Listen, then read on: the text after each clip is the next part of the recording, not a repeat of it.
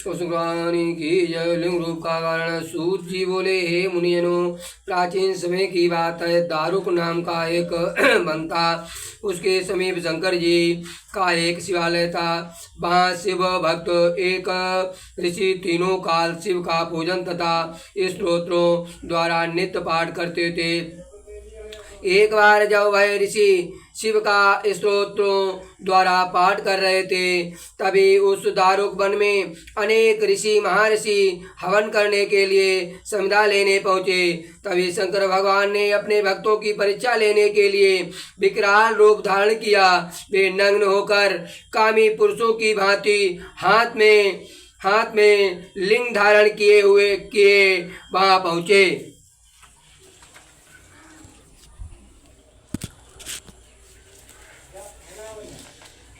तब जब ऋषि पत्नियों ने उन्हें देखा तो वे पहले तो घबरा गईं तथा फिर वे सभी काम बस होने लगीं। बहुत सी स्त्रियां परस्पर आलिंगन करने लग गईं। इतने में उनके पति भी वहां आ गए। उन्होंने देखा कि ये पुरुष कौन है जो कि स्त्रियों के आचरणों को दूषित कर रहा है। स्त्रियों के प्रति भी उन्हें क्रोध आया। फिर वे शंकर जी को न जानकर क्रोध पूर्वक बोले, अरे ये कौन है? परंतु कोई न बोला।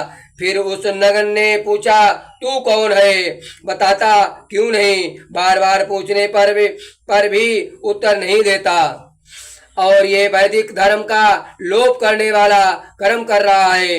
इस कारण तेरा ये लिंग शीघ्र ही पृथ्वी पर गिर पड़े। ऋषियों का ये कहना था कि शंकर जी का लिंग पृथ्वी पर गिर पड़ा।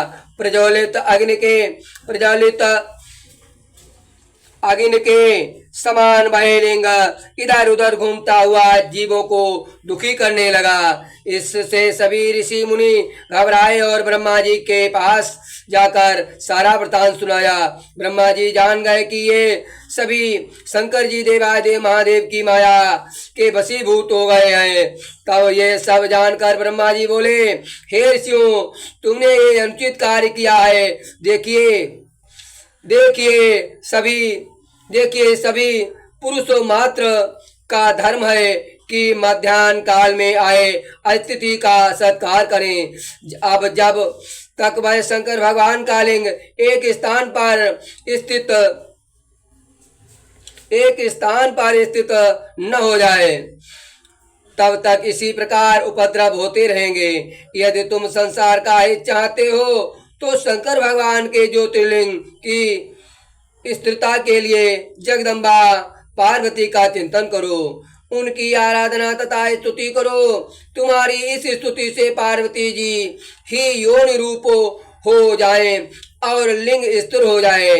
तब विश्व कल्याणी पार्वती जी के प्रसन्न होने पर अष्टबल की रचना कर शस्त्रों की आज्ञा अनुसार उस पर एक घट स्थापित करो, उसमें दूर्वा डालो तथा पवित्र तीर्थ के जल से उसे सदा शिव का ध्यान करके विधि सहित उसका पूजन करो।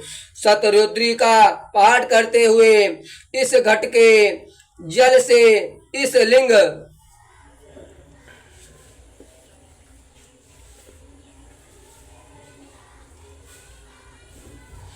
को स्नान कराकर मार्जन आदि करो। फिर योनि रूपा पार्वती जी को बाण रूप से स्थापित कर उसी पर सदा शिव के ज्योतिर्लिंग को स्थापित कर दो। फिर धूप दीप नैवेद्य से षोडशोपचार से उसका पूजन करो। फिर स्तोत्र गान आज से शंकर जी की स्तुति करो, तब जाकर मंगल होगा। इस प्रकार ब्रह्मा जी के वचनानुसार ऋषियों ने मातेश्वरी जी की विधि पूर्वक आराधना पूजा की। उनकी स्तुति से पार्वती जी योनि रूप हुई और उस पर ज्योतिर्लिंग की स्थापना की।